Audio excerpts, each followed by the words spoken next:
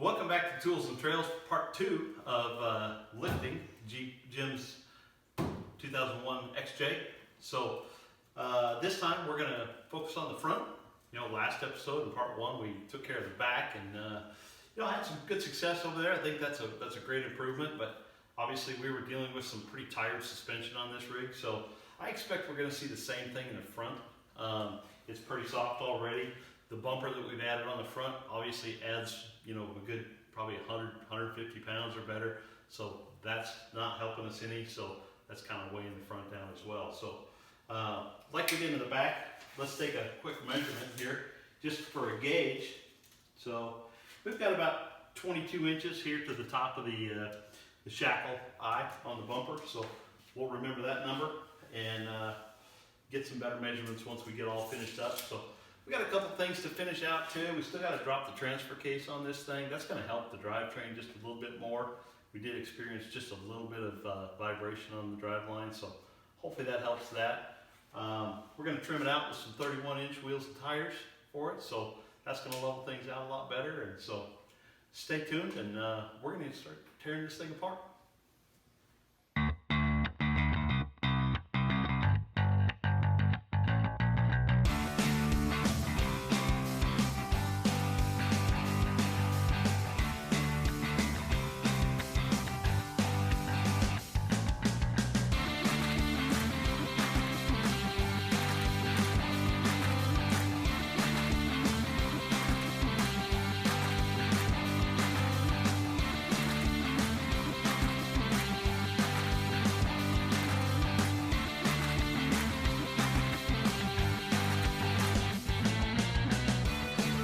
Okay, so we got everything torn out.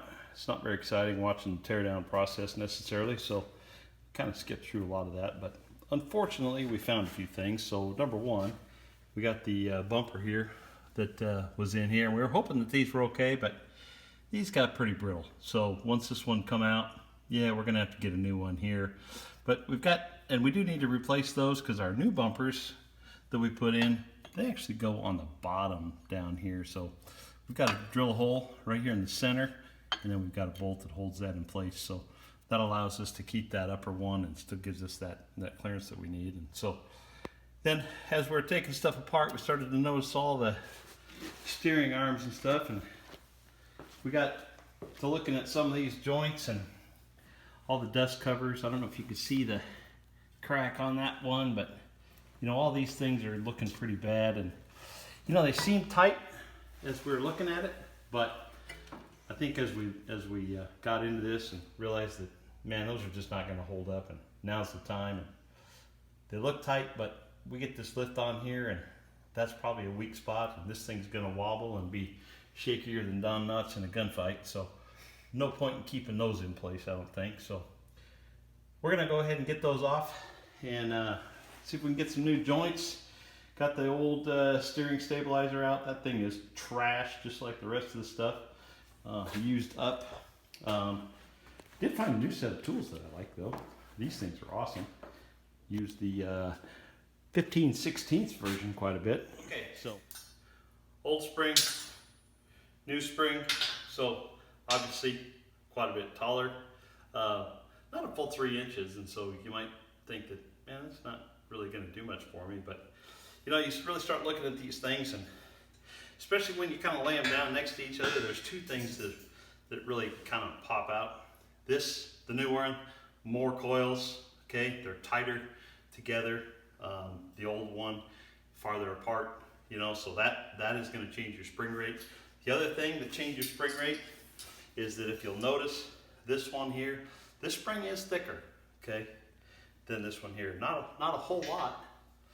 But I decided to get pretty detailed on this and grabbed my backyard mechanic calipers here, and I got a 13 millimeter wrench here, and this one fits just right onto this spring pretty tight. So I know that that's a 13 millimeter right there, and this one over here, 13, not going to fit on there at all.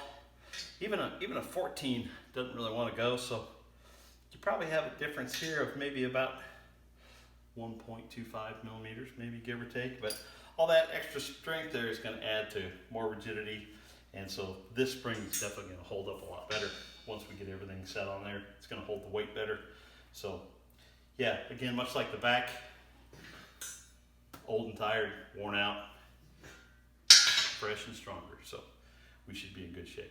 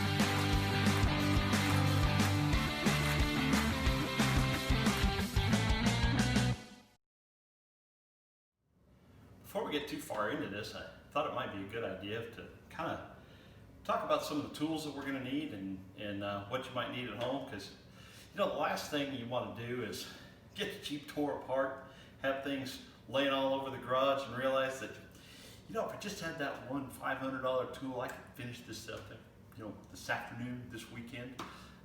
But man, you don't want to do that. I know you. I feel it.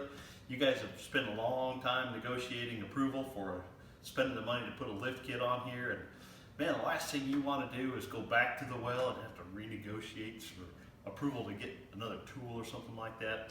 So I understand. So let's go through this stuff. Most of this stuff that we're going to use is pretty straightforward, and it's not, if you've been doing any kind of wrenching in your garage for any time, you've probably got most of this stuff already. So we're going to go through there. I don't think there's any surprises, but we'll go through it a little bit. So first thing is, if anybody's done any work on Jeeps, you know that, Jeeps took the model of the federal government back in the 1970s with the whole metric versus normal thing, and they decided that, the best thing to do would be, let's just mix it up and throw a bunch of different things at it, and sometimes it's metric and sometimes it's normal, and it just keeps the guy guessing all the time. And so that said, that's what we have, and that's what you're probably going to experience on these Cherokees. They are kind of mixed up in that way. So you're going to want to start out with a pretty good set, or a complete set, I should say, of both metric and standard sockets, wrenches, so get yourself a complete set of the sockets if you don't have them already, complete set of wrenches too. I like these I like these wrenches here that just kind of got turned on to these here recently. These box end wrenches that have the little ratchety end on them. These are really kind of handy. Speeds things up a little bit, and I even took it one step further, and just because I wanted to. Got me the shorty variety here, so once you get the nut loose, tight spaces, those are kind of handy. You get in there and whip her off in no time. So you're going to want a good supply there. One thing that you're going to definitely need, as from a size perspective, both the front and the back. For some reason, on the back, the springs, the bolts for both those are good. Those are a 13/16. Okay, you're going to need that. But you know, if you don't have that socket in your normal set, you know what also works? Spark plug socket. That's a 13/16. So you may have that laying around, even if it's not part of your set. On the front, you're going to need that same size for the lower control arms, whatever reason. Lower control arms, 13/16 standard. Upper control arms, 15 millimeter. Why not? So, good ratchets with some extensions. I always like some breaker bars, you know, for some of those things that are pretty tough to get at. And, you know, if you don't have a breaker bar, you can always use a piece of pipe. That always works pretty good. Just drop the little ratchet right down the end of there. Voila. This also works as a torque wrench. You guys are good at math, so you can do that. I have some 1/2-inch drive ratchets with some impact sockets. Those kind of come in handy. Not necessary, but you know, it's kind of nice to have as well. So one of the first things, I probably should have started with this, but on a serious note, guys, make sure you have some jack stands. Leave the cinder blocks in the backyard, okay? This is what you want. These things, you know, I picked this pair up here at Harbor Freight for 25 bucks, 3 tons. They're made pretty good. I know everybody jokes about Harbor Freight stuff being made in China, but it says Pittsburgh. How can that be? How can that be Chinese? These also have a warranty on them, so Harbor Freight's been doing a good job in that regard. A lot of their tools now have warranties on them, so pick yourself up a set of those if you don't already have them. Since you are kind of lifted, I never like to operate these things here at maximum. You know, bring her up to the last notch. You know, they start getting a little wobbly. You know, if that's the case, get yourself some good wood blocks and make a firm base there underneath those things. Make sure it's nice and steady. I got a corner of the shop here that I empty it out about once every 3 months. Take the stuff back to the wood pile, but you know, it just keeps coming back. And next thing I know, I got about 15 blocks back there in the corner. But you know, they come in real handy. Get a good base. Before you do anything, and you got the Jeep on the stands, give her a wiggle. Make sure those things are nice and solid, because you're going to be reefing on this stuff. You're going to be pulling on it. You want that stuff solid. You don't want this thing coming down on your head. That's going to ruin the weekend. So make sure you start there. Get yourself a good base and leave it there. So floor jack, pretty handy. I would say, yeah, probably necessary for this project. You know, this is a 3-ton that is really handy. Works really well. We actually are using 2 of these on here. I don't know that 2 is necessary, but you know, if you got a couple, that's nice to have too. So make sure you got one of those. I always like to have a good negotiator or 2 with a pry bar. Sometimes those come in handy on those things that just don't want to come out. Use some caution, but you know, this is the old 8-pound variety here, and you know, it's always best if you find one that's got a wiggly handle, and that wood handle's older than I am. Got a couple chips out of here, some near misses, and that's one with experience right there. So make sure you get one of those. I always use also, you know, what says great mechanic work than a carpenter variety. So that's always good. Always has a pry bar too, so never know when you need that. Rubber hammer might be handy. Not necessary, but you might need it. Always good to get it. The other thing that I just bought, I love these. These are one of my new favorite tools, I think, over here. And on the front, you're going to want these, but got me this set Also from Harbor Freight. You know, Harbor Freight's great. They're the great backyard mechanic source because you can pick up these kits for like 50 bucks, right? I'll probably use this twice, so that's a good value. But I got a whole plethora of sizes. We used the 15/16 flavor on the Jeep, but you know, you got a lot of different ones in here. I don't know what I'm ever going to use that one for. Maybe gardening, I don't know. But you're going to want these on the front end if you're doing replacing any of the ball joints and stuff on the tie rods and all that kind of stuff. You know, these things are magical. Use this in combination with the 8-pound negotiator there and a couple whacks on the back and she'll pop right off. So got the wedge design there.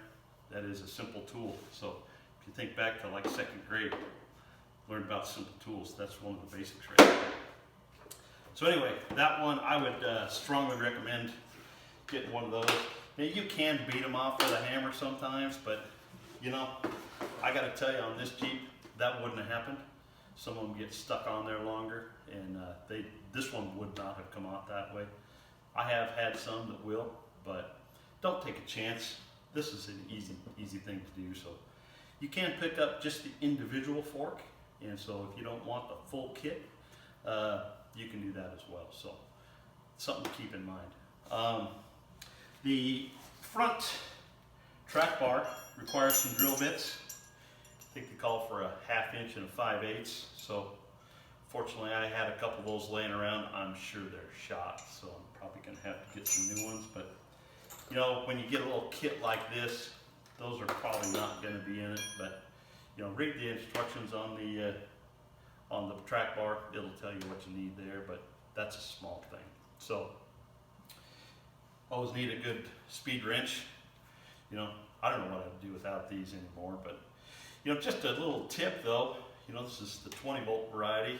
When I'm doing wrenching on stuff, I don't usually put it in the drill mode because that thing will hook up, man. When that does, it's going to pull your shoulder out of place. So click her down to about the first clutch mode there.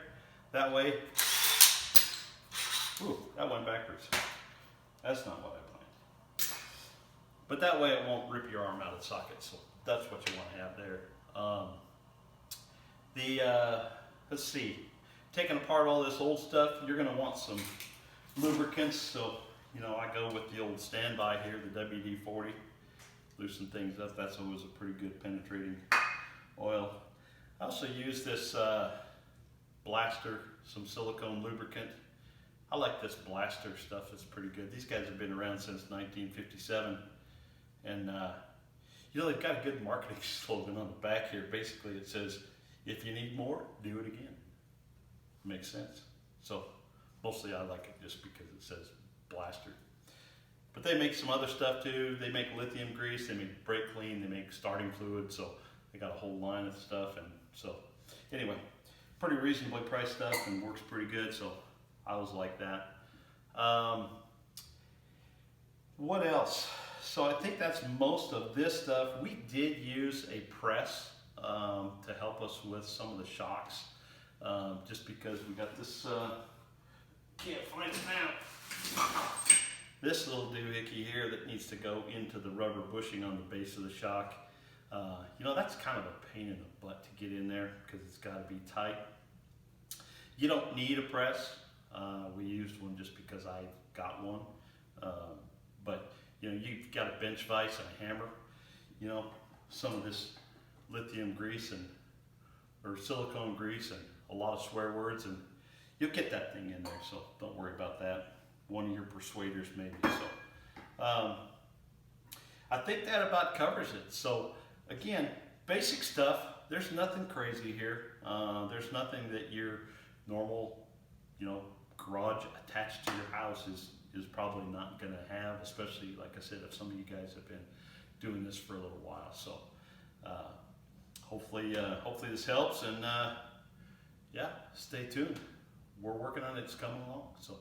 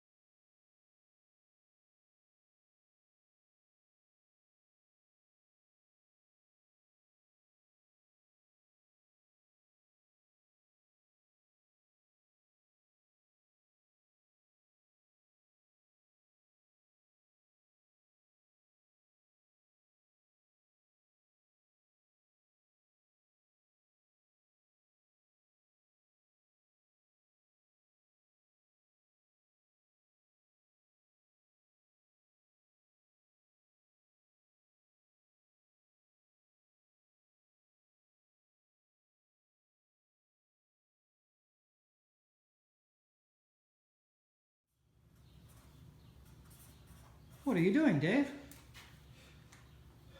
Well, we talked last night about the condition of these joints on the center link and the tie rod, and realized that these were just too far gone, and while we're there, best thing to do is just go ahead and replace them. So got some parts this morning, so we got new joints for each end. You know, the nice thing is these come with the new cotter pin and a grease fitting, so that's great. The center link, this one end is not replaceable, so you get the whole unit. We'll replace both ends of the tie rod.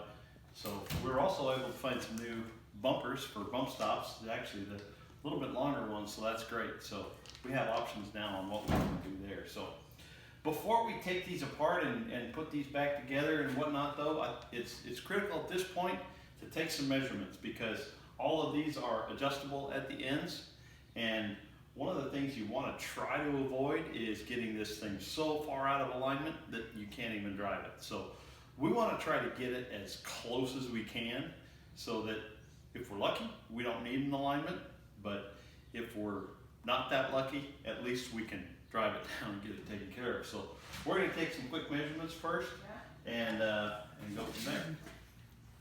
Okay, so you know, you want to get kind of a best center to center that you can on these. So when we were looking at these things, we felt like, well, maybe just measuring from the grease zerk to the grease zerk on each one is probably the best thing to do. So we're going to start with the tie rod back here. We'll just hook on the angled one here, run this across, and to the center of that one, that's just pretty much exactly 42.5 inches. So, whoops, drop the crayon. So that's on the tie rod, that's 42 1/2. And then on the center link, we'll hook that one coming over here. That is right on 36 1/4. So make note of that.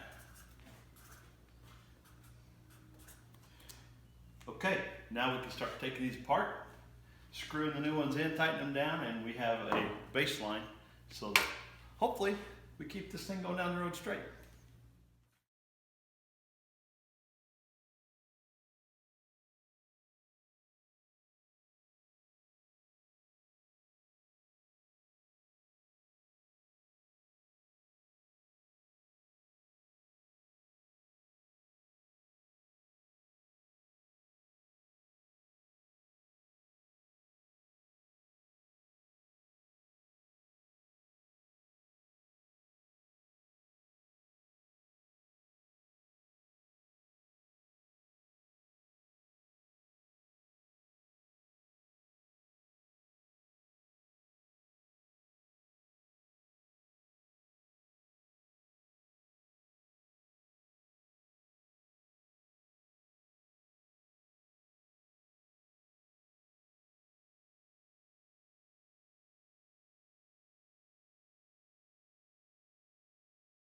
It's rolling.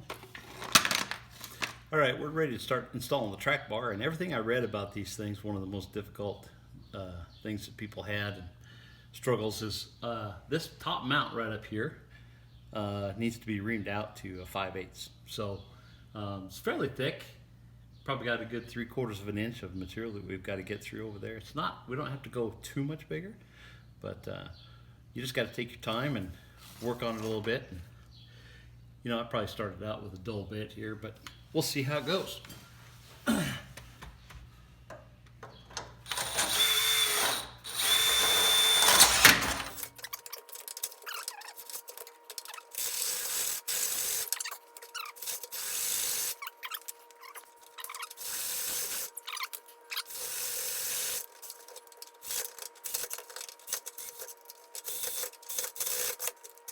think we're through. Whew, boy. About to tear a finger off.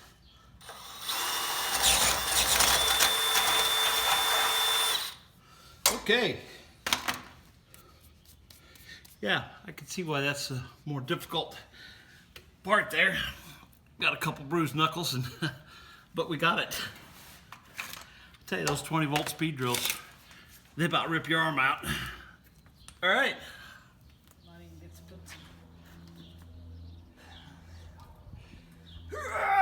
Found some COVID exercise routines we could do while we're doing the Jeep here.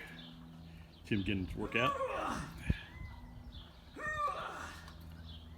20 more, 20 more. What?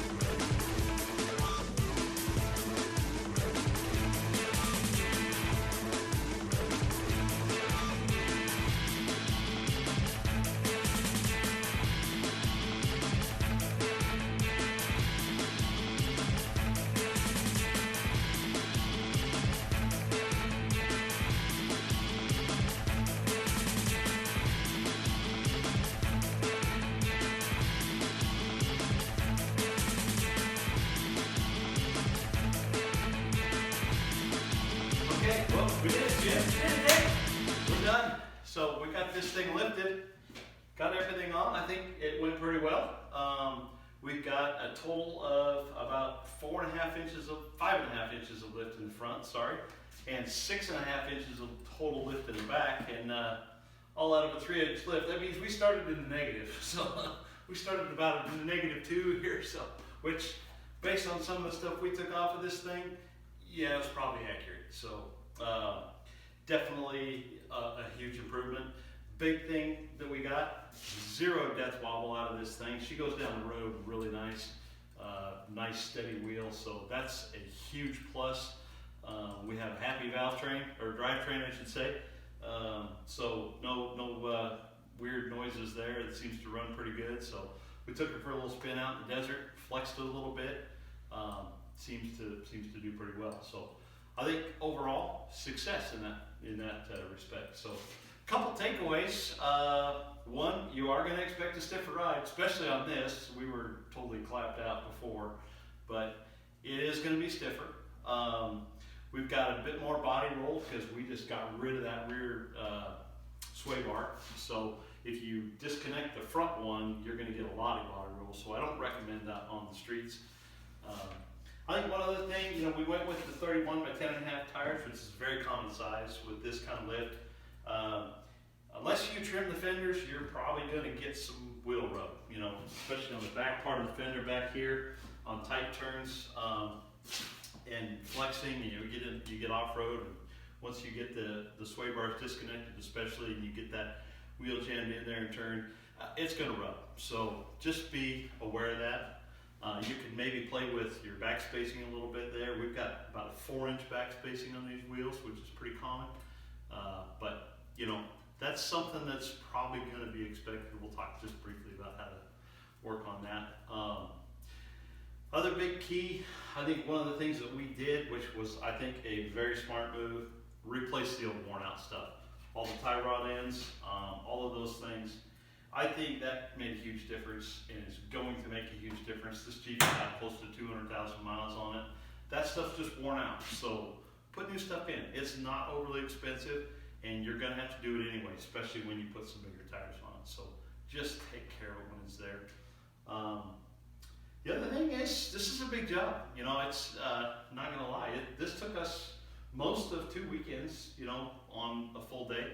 So obviously we were back and forth a little bit, but you know, it's gonna take some time to do it and do it right. So be prepared for that. So have a second ride if you need to. So I think a couple considerations. We were not super pleased with the rake on this thing. It's a little high in the back and a little lower in the front.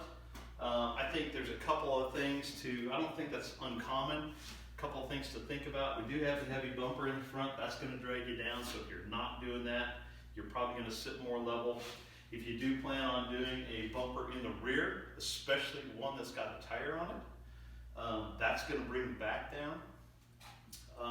One of the things that I think we're going to do here on this one, we're going to drive it for a little bit. Jim's going to put some miles on it, see how it acts, and then probably going to look at a spacer in the front just to give us that little bit of room. It's probably going to help our tire rub a little bit, should level it out, and we'll go from there. So there's some other ways, but you know, those get into some bigger dollars. This is better just for, you know, a couple of guys in a garage, fairly cheap, pretty easy to do. So that's probably what we're going to look at.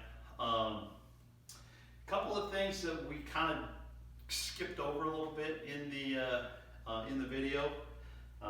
You know, the sway bar disconnect replacement at the bottom. You know, you saw me using some fire on one of those things. It didn't work. I had to get that removed a different way. If you wonder how that worked, leave a comment in the comment section, and I'll get back to you on that. But we used the threads to get that out. So the other thing, if you recall, we measured all of our front geometry, all of our bars in the front, and that center link, when you lift it like this, that center link needs to get longer. So we just went with stock length to start with, which is a good baseline, getting you back to right where it should have been. But that grew by about 1 1/8 inches or so. And so if you don't do that, when you drive straight down the road, your wheel's going to be upside down, and instead of saying Jeep, it's going to say deer on the bottom. So if you're okay with that, leave it alone. But easy correction, just loosen the connections on that link, turn that fitting there, and it'll open it right up. So pretty easy adjustment. So in summary, yeah, this is probably one of the best upgrades you can do to your XJ. It really gets you that extra ride height. It gives you the chance to get some better tires under here. It still stays balanced really well. You're not increasing your center of gravity so much that this thing gets really tippy. So this is probably one of the best upgrades you can do. And when you add the disconnect sway bars in the front and take out the rear, this thing flexes really, really well. And so you can get through a lot of stuff even with open differentials in these. I still don't have lockers on my Jeep, and that thing surprises me constantly. So gearing, tires, balance, center of gravity, all of those things, these XJs are pretty happy with this lift. You go beyond this, now you're getting into a lot more money. You get bigger tires, you're going to want to get different gears, those kinds of things. So just think about that. You can get a lot of off-roading out of this lift. So it's a good move on these Jeeps. So that said, I think that's a wrap. So thanks for watching, staying with us. Please click the subscribe button at the bottom there. Leave us some comments, some questions, and we'll see you on a future episode of Tools and Trails. Bye-bye.